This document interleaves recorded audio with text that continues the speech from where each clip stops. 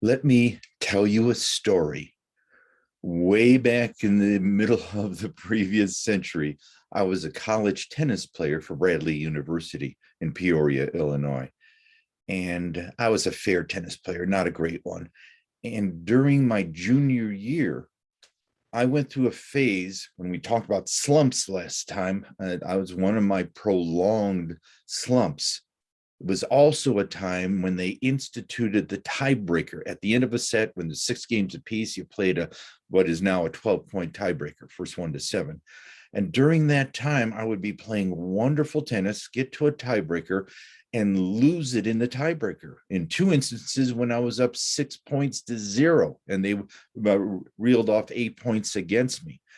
Well, you can imagine those bus rides home to Peoria were long, and my teammates were brutal on me. And it's just weighed on me so much that I was always in a position to win.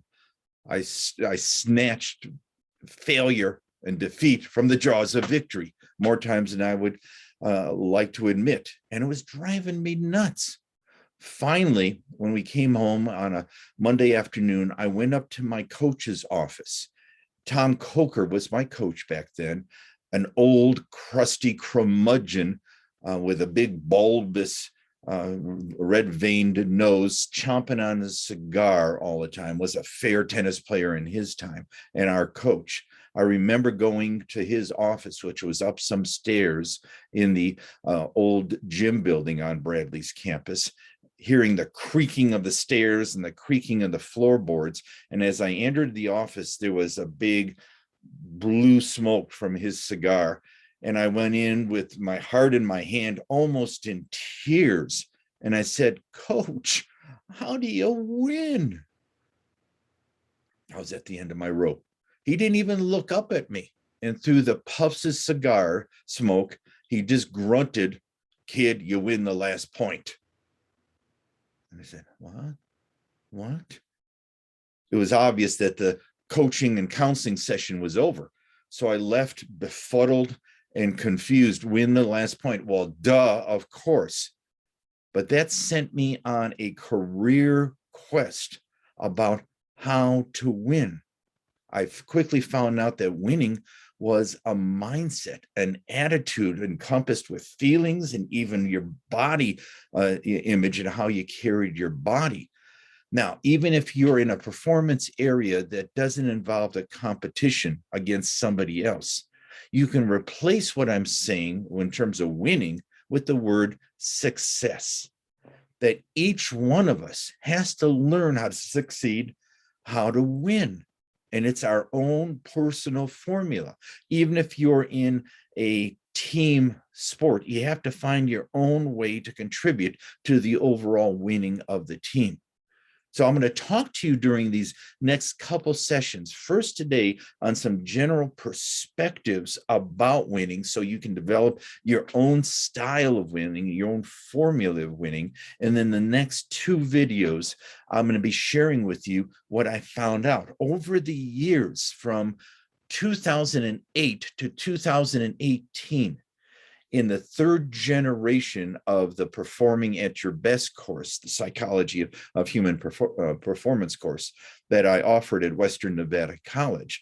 What we did is each semester, we would compile a whole list of tactics and techniques of how to win based on what was not covered in the previous ones. And this was summarized in this 11-volume set of how to win. In the next couple sessions, I'll be delving into this and sharing with you some of the things that hopefully you can apply to that. During this course, especially in the last 2-3 years of the course, it was just wonderful that athletes and performing artists from all over the region would come onto Western Nevada's campus in Carson City once a week so that we learned from each other. We learned a lot from musicians. We learned a lot from active writers. We learned a lot from barrel racers, from motocross racers, from ski racers and snowboard flip racers. And as well as the traditional sports. So everybody learned a lot from each other on this that you can apply into your own area. A lot of those was summarized into the How to Win series of 11 volumes of that. It's all of those things are that we will cover are based on you having your own formula for winning. What has happened is that from the new science, the new branch of psychology called positive psychology, which was first instituted in about 1998. It includes some things about human performance, but not nearly enough things about human performance. About positive, realistic psychology of building yourself up in a team or group situation, building everybody up so that we can play our best, play to our strengths, and keep on repeating those things. One of the things that comes out immediately when you have to start looking at and developing or refining your formula of how to win, I found was the essential way to win is to not lose. How many times have you choked or blanked out or somehow froze, or you allowed the pressure to get to you, and that you allowed yourself to lose in those situations? You allowed yourself to fail in those situations. The great golfer, underappreciated male golfer from the 1960s and 70s was a fellow by the name of Raymond Floyd. And he had an icy stare when he was locked into the zone. And he said this, he said, "I think what made me a winner was being not afraid to lose." We can learn more things initially about our formula from losing. You may lose or fail on it, but never lose the lessons from it. Here's some things that I came up with about how people lose. Most often they do something I call you get in your own way. You think too much, you don't trust yourself, you allow fears to creep into it. You ended up trying too hard in a disjointed way, that you just do things that almost sabotages your efforts. The result is failure or loss. Here are some things I came up with in a little handout I started giving out to my performers of lessons from losing. Again, we learn more from our disappointments, our failures, and losses than we ever do from our successes. In fact, learning from those puts us on a pavement of looking at how to succeed, how to win. Here are some things from lessons from losing. Use the loss, especially an embarrassing one, to spur yourself onwards and upwards. You vow to yourself, you will never allow this to happen to you. You have to use that, what's called inspirational dissatisfaction, to stoke the fires within you. Here's another one. There are errors due to tightness, and there are errors due to looseness. We covered this in the 100 series. Is that tightness is that you're getting in your own way. Looseness is you're making no-brainer mistakes. Be on guard against your particular tendency. Trying too hard instead of purely doing. Trying too hard is the surest way to fail. As we talked about in the 100 level series, there is no such thing as a 105 or 110% effort. You're ending up trying too hard, pushing against yourself, and not allowing yourself to blend with the flow of the performances. Optimal performances are usually 85 to 90% of your maximum, what you're capable of. From that base, you can allow the maximum performances to come out. Fear of success is oftentimes more devious than a fear of failure. I can't tell you how many athletes and performing artists I worked with, when we start talking about fears, they mentioned, yeah, I'm afraid to fail. I'm afraid to embarrass myself. But hidden in that many times was a fear of success. What would happen if you achieved all your dreams? You would say, great, I would live happily ever after.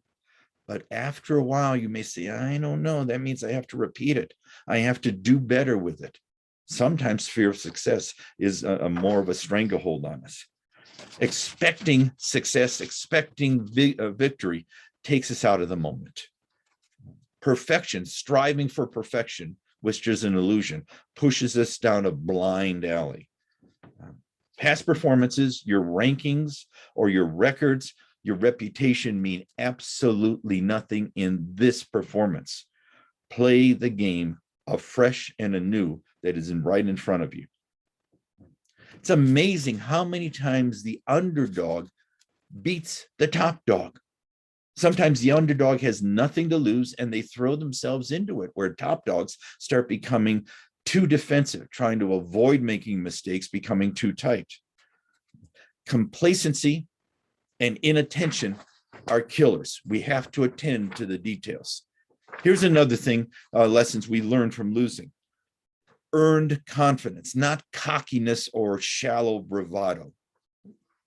When I see an opponent or see a performer that has this inflated ego image, I said, well, they're just setting themselves up to explode, to implode.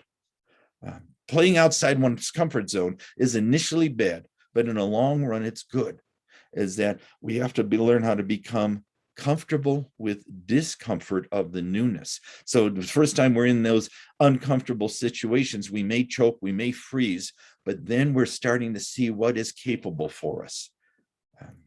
True intensity emerges from deep within you. It is not doing bad things or doing something overly aggressive.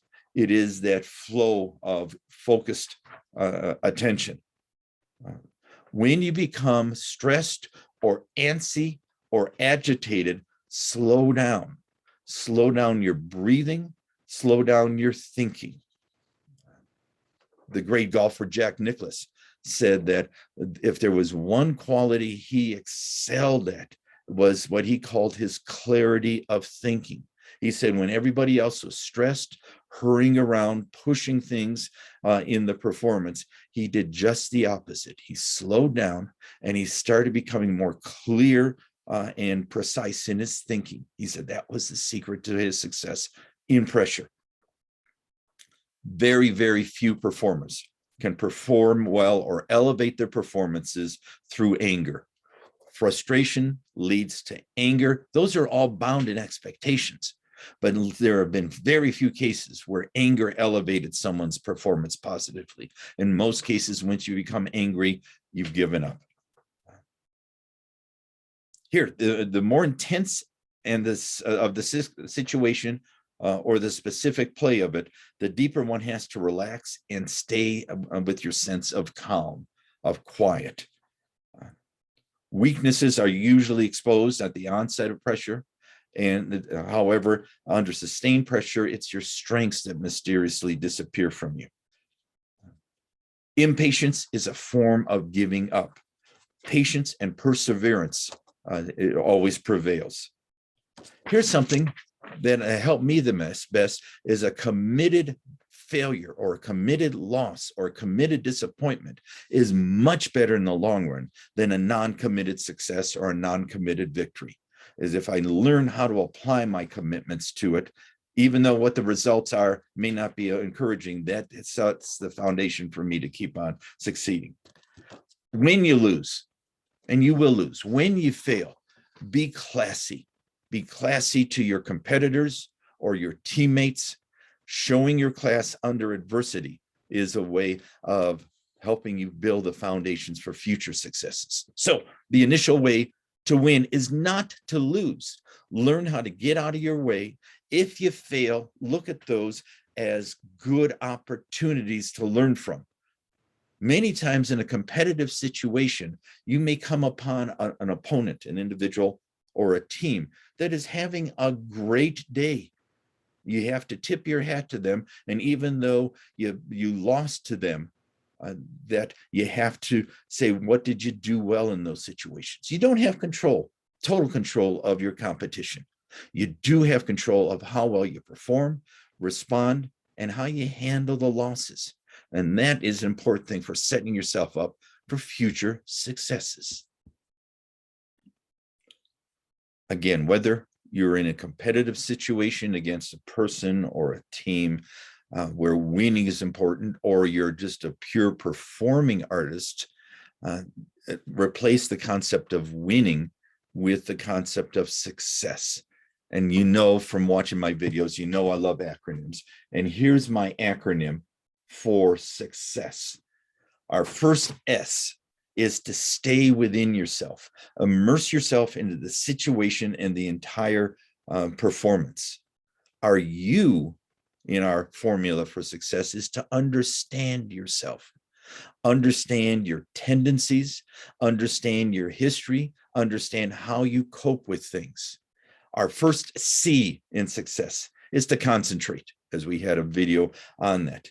Use a full awareness, full attention, and yet being detached from the results. It seems like an oxymoron, but the more detached you are during the performance from anticipating the results, the more you can achieve those results. Learn how to zoom in and out. Remember the 3 dynamic processes of concentration. First one was zooming. The second one was to accentuate it by focusing more. And the third one is during breaks or slowdowns, learning how to keep your concentration on idle. Our second C in our formula for success is commitment. Make commitments. Throw yourself into it with the willingness of saying, I may be foolish, I may be defeated, I may lose something, but 100% commitment all the time. Your commitment is like the old-fashioned light switches. Either they're on or they're off. They're totally on or they're totally off. Our E is, especially under pressure, emphasize pure executing. Execute what you need to do and just go ahead and do it. Our first S in our formula for success is to play to your strengths. Whatever those strengths may be, play to your strengths. The more you emphasize your strengths, what you do well, the more the weaknesses will either take care of themselves or become even more minimal in the final outcome. Play to your strengths. And our final S is to stay positive. Choose to be positive, and especially within the performance, learn how to keep on staying positive. This formula for success, you may want to make up your own acronym for success, and then remember what it is and use the word success, SUCCESS, as the components for your way of winning or succeeding. When we talk about winning, there are different types of winning. And I want to share with you a ladder of winning, of course, from the bottom all the way up. A lot of times we think of winning as dominance, as a peak performance. There are so many types of winning, and the good competitors, the people who choose to be successful with the outcomes, know that there are different types of positive outcomes. So let's go from the first step, the bottom rung of the ladder, and that is called lucky winning, having the victory handed over to you, even though you may not deserve it. A lot of times when I got in my own way in a tennis match, the other people won luckily because I got in my own way. Next step up our ladder is winning ugly, using your basic skills and experiences to see you through. Sometimes if you just have a C game instead of your high B or A game, sometimes you can win ugly. And it is the mark of a really good, experienced performer that can learn how to win ugly, especially when they don't have their best stuff that day. The next rung of our ladder is what I call the resurrected winning, doggedly coming back from early mistakes or disappointments or even heartbreak, is that you've resurrected your way of winning from disappointments. Our next rung of our ladder is efficient winning, playing your B game, your most effective, efficient way, making few mistakes and being almost boringly consistent. Sometimes just being consistent is enough to see you through. Our next rung of the ladder is winning from the lead. It's one thing to be the underdog and come from behind. It's a quite other dimension when you have the lead to learn how to retain that lead and even build that lead, staying ahead and learning how to close the deal. Then the next step is the coming from behind winning, overcoming initial adversity, poor starts, or even a great competitor so that you come from behind. Our next higher rung of the ladder is pressurized winning, with full guts, full belief in yourself, full courage. And this implies handling the pressure, learning how to purely execute, and also having your sense of calmness in you be your base. Our second from the top rung of the winning ladder is the epic winning. Both sides are playing their best. The contest goes back and forth, and it becomes what's called a real barn burner. Can you learn how to win in an epic competition? And our final form of winning, the top rung of the ladder, is the peak performance winner. Those rare situations, 5, 6, 8% of the time, where the magic of the performance transcends the outcome. You're surprised yourself how well you do in those. So there are many ways and levels of winning. You don't have to be perfect or have a peak performance. Learn how to win ugly, to resurrect yourself, learning how to come from behind. Those are all forms of winning or indeed succeeding. Winning a competition or succeeding in a performance that doesn't involve a competition is a method of your choosing, based on your experiences, based on your formula. I've made a distinction in competition between winning and beating someone. You can emphasize winning, not necessarily beating someone. If you're going out to beat somebody out of aggression or over competitiveness, you are really setting yourself up for fail. Because when you're talking about winning, it's more of an internal process and journey, where beating is an outward one. Let me focusing on the opponent. The winning, if you're in a team situation, you're focusing on what the team can do together, whereas beating is a very selfish notion of ego-inflated notion. That winning involves being flexible and learning how to be the most responsive most quickly, where beating someone is a very rigid, focusing on outcomes. I must beat you. Winning is more fluid, that there's ebbs and flows in every time, especially longer performance, where trying to beat somebody is very staccato, step by step, that are not connected in any way.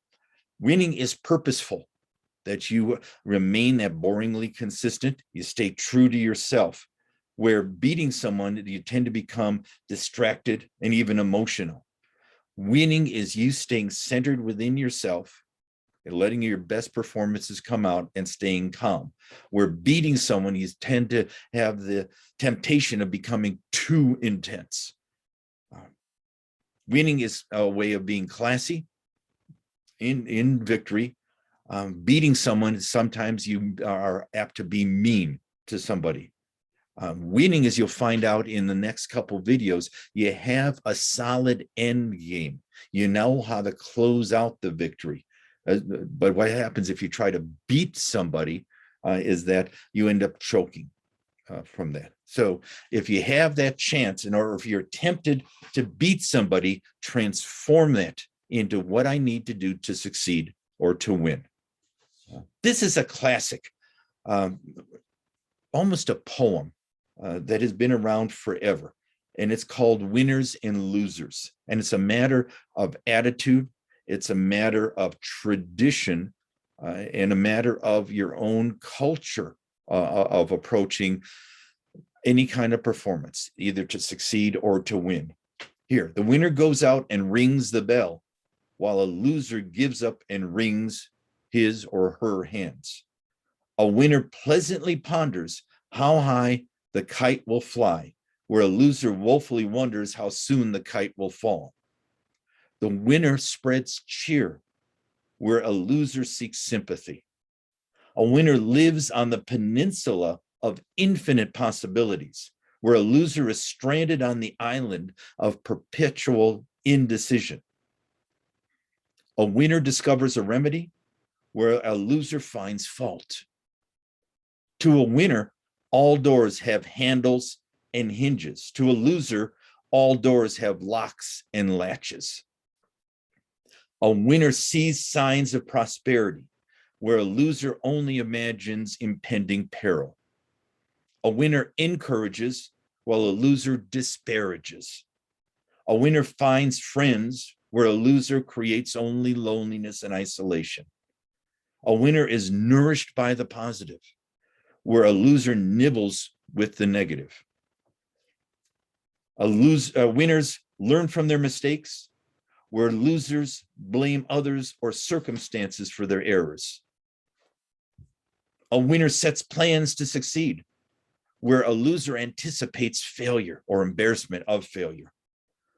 A winner is ruled by belief, whereas a loser is governed by fear.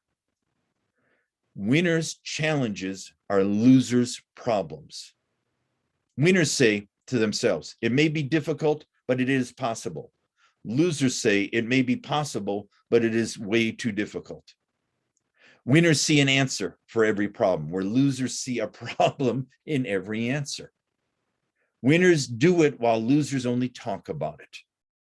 Winners inspire and lift their spirits, where losers leave you feeling low. And finally, winners will always be a part of the solution, where losers are always a part of the problem. That's a lot of distinctions.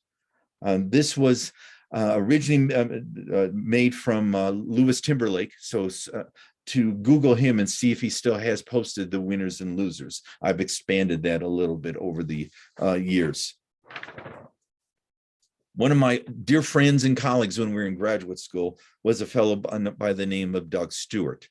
And he was an eminent photographer early on in his career when he decided to go back into graduate school and get a counseling degree like we did.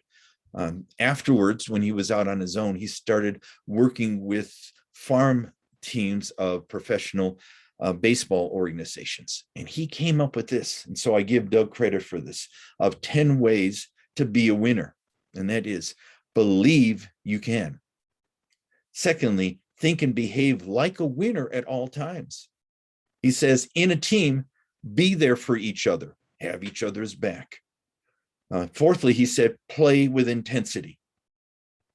Then fifthly, as part of his life, he said, prepare and prepare and prepare. Sixthly, take charge of your own development, your own growth. You are in charge. Seventh, keep your goals clearly in mind. Just don't set goals, live your goals. As we talked about, eighth, he said, turn losses into lessons. Ninth, he said, play to win, not just to avoid losing. Commit yourself, throw yourself into it. And finally, he said, the 10th way to be a winner is to celebrate your victories. They are yours to cherish the rest of your life. So celebrate those to yourself. There is so much hard work in what you do in your performance area that every little victory, that could be mastering something in a piece in a rehearsal, celebrate those little victories and reinforce that you are making progress. When it comes down to it, succeeding and winning in competitive situations is a state of mind, a state of being, a state of positive attitudes, a state of body awareness, a state of harnessing and celebrating with your feelings. In a team situation, you also add the culture of winning, culture of the team, the traditions associated with it. These are things in your formula. Now, a lot of what I've covered in this video may be strange for you, so you may want to replay this because you want to develop your own formula for winning. And I've given you different things to consider, different elements to consider in putting together your formula for success or for winning. Once you have that, then you can be more specific and effective in every event that you approach. And that'll be the subject of the next 2 videos. We're going to talk about some of the secrets that can be learned from this 11-volume series we created on how to win. So go back and view this, please, at least one time before you go on to the next video. That will set the standard of you learning how to be a lot more efficient, consistent, and effective in your succeeding or winning. I shall see you next time.